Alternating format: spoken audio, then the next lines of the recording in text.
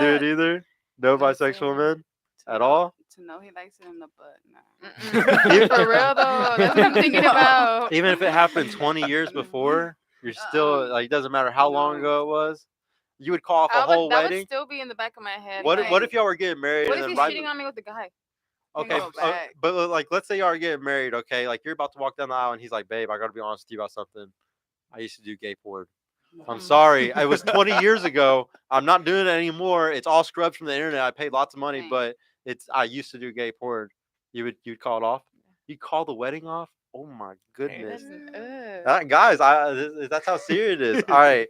So guys, would you be okay with your spouse having a bisexual past? Man, I'm on the fence on that one because sometimes, like when you notice they're bisexual, they tend to be a little bit more promiscuous. So if that's the case, you're probably not going to take them seriously. Yeah. So I yeah, don't it's know. a hard one for a Yeah. guy. What about you, bro? I would say no, just because she's more willing to take risk.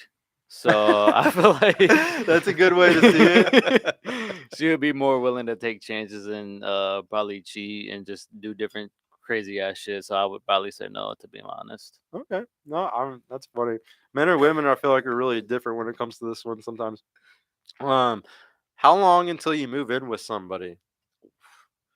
I don't know that ever happened, but let's just say things are good, right? I would say it'd probably be 3-4 years 3-4 years. What because about there's you? a vetting process, right? Yeah, that's a long vet.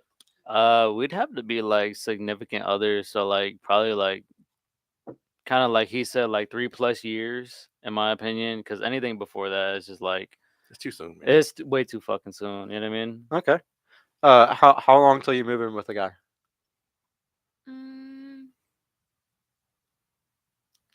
well, I don't know. From experience, we didn't live with each other until I was like 22, 21. We got together when we were 17. So it was a while. So 4 or 5 years. But would you say that like you want to do that again? Like if you got into another serious I feel relationship, like you'd want to wait 3 or 4 years? it has its pros and cons of it, just so that you really know what you're getting yourself into, so you really know what your person is like. Mm. But I would say like a year or two. Okay. And what about you?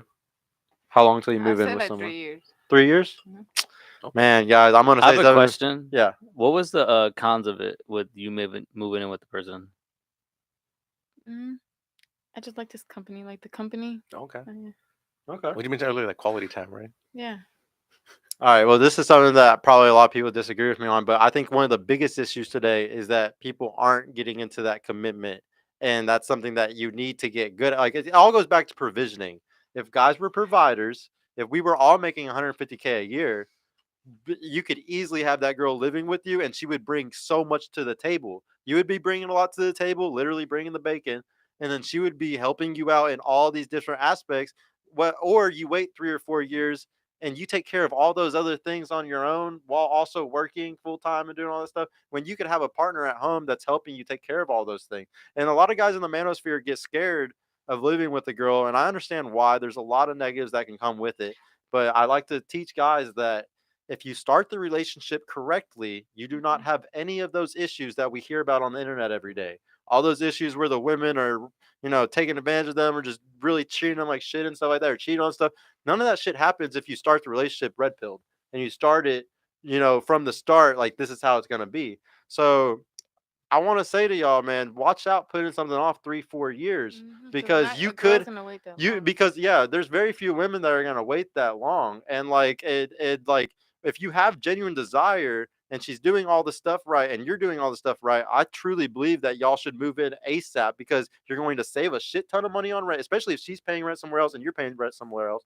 You're gonna save a lot on that. And then on top of that, if she's a good girl, she has genuine desire for you, and you're doing all this and you're a true provider, she's going to bring so much to the table that it's worth the little shit test or whatever bullshit Mm. she might put you through. And a lot of guys fear shit tests and fear like the fights. And I really want to teach guys, don't be scared of these arguments and this bullshit. And I understand why. I've been in 4 serious relationships before the one I'm in right now, where I lived with every one of these girls. I lived with every one of them. And trust me, I messed up in lots of shit tests. I failed a lot of shit tests and I argued back and did a lot of things I shouldn't have done. But now I know how to actually act. Okay. So, but most guys, bro, we get into a bad relationship. You argue all the time with your girl. you're like, man, every girl is horrible. Like I could never live with another girl again because look what this one did. And it's just like you got to realize, did you do anything wrong? Because sometimes you failed the shit test, or sometimes you didn't react how you were supposed to react. And it's really hard to take accountability every single time and really be like, wait, did I fuck up or did she fuck up? Yo, man, you made a lot of great Claps points, hands. man. Yeah, a lot of great Actually. points. I would say this. I think part of the issue is that guys aren't vetting properly, and Yeah. even women too, to some extent, right? We're not vetting each other properly because if you're not noticing bad habits or red flags, if you will, Yeah. then you're like, oh, well, let's just try it anyway. It's like, yo, you probably could have saw that ahead of time, right? Or they start it wrong. Like as like I always say, I don't like online relationships. Like I think if you start it sometimes online, it's like damn, it's just destined for failure sometimes. Like Maybe. sometimes it is. I'm just a all natural person, so I think it's destined for failure. You But made a yeah. lot of great points, man. Yeah, but no, I have 3 sisters who all met their boyfriends or spouses through dating apps. So I definitely think dating apps have a place. Okay. But I'm just not one of them that's good at using it. Okay, fair enough. Now I want to know. Wait, did I ask y'all that same question, ladies? Mm, You know the moving, right? yeah. you Yeah, did. yeah. Okay. Yeah. Did you be? Let's see. Major Lashley. Where did you go wrong? Okay. How high value does a guy have to be for you to allow him to cheat on you? Like, is there a certain number, a certain height? Is there a certain thing that you're like, all right, if he's all this, and like, yeah, he could do it because I understand he's such a badass. Like, I'm gonna just let that happen. Is there an amount where you're just like, no, I hate cheating so much it never happened? No, like I said, men are natural cheaters, but I feel like one time is forgivable. But if you do it again, then that was intentional, and I'm not gonna. I think if you open the door one time, you're just letting them do it over and over and over again. So you probably should just make it a clear no. Because if you make it a yes, you can one time, that's just a Well, I'm habit. not giving him a yes, but I'm pretty sure it's gonna happen. You're giving him a mulligan, somewhere. giving him a little a free shot. Yo, Sergio, I got to follow up after you. Yeah. No, go ahead. No, after she goes. After she goes. Okay. All right. What about you? Is there a certain number that you'd be like, you know what, that guy makes so much, I'm just gonna put up with his bullshit? Nah, it don't matter the wage, Nothing. age, height, nothing. Here's a multimillionaire. He's gonna get you a Bugatti. Once he cheats, he's gonna cheat again on you. Okay. And what's All up? right. So, ladies, what's worse? The guy that's cheating on you, like slaying hoes on the side, right? Or he's supporting girls, paying the phone, her tuition, her apartment, car note. What's worse? What was the first one again? Him Like, actually like, cheating? actually physically, like going out there and just slaying hoes left and right? Or where he's actually supporting these girls, like paying Supporting, tuition, because he paying honestly apartment. feels Okay. more for her, for him to go out of his way and spend his money on her. Okay. Okay, what about What do you What think? are you, Veronica? I think cheating, cause like, what if he gives me like a STD or something? Like sexually, you know? Interesting. No, so we like to ask that question because something that they like to teach in the red pill spaces is that Because there's there's guys who can have sex and not catch feelings. So I feel like that's different than a guy actually supporting a girl. yeah, so women really protect provisioning, like we've been talking about. Guys are supposed to be providers, right? So what really pisses a woman off is when you're not loyal in provisioning. Because just like how we want you to be sexually loyal to us, you want us to be financially loyal to you. Because why? Because if we have kids, if I had a family with you, and then I'm going and spending my resources on another woman or another kid, what's that doing? It's hurting our family, our kids, right? So women are super crazy about the loyalty of provisioning, and men are super crazy about the loyalty of your sex. Because what happens if you go sleep around? We can't tell it's our son, because back then there was no DNA tests and shit.